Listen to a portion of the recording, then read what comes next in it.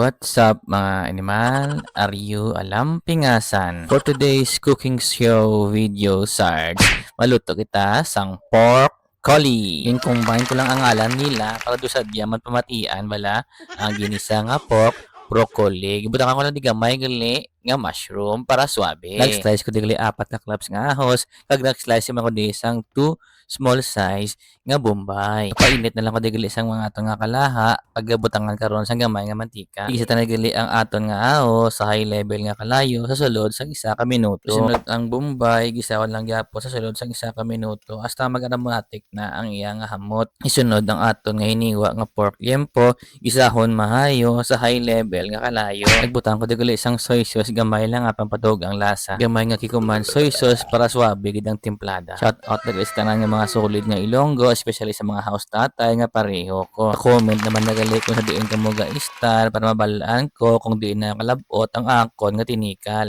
Butang ko digali gamay nga water halin sa may Takuling River. Takluban kag pabukalan sa 5 ka minuto. Abrihan kag tisingan ang baboy kung humok na parehas ang imo ilong nga lampingasan. Turunod na naglingaton nga slice nga broccoli, slice nga mushroom nga dilata, tapos lugay-lugayon ta hasta nga maglapta no para magswabe gid ang iya nga lasa.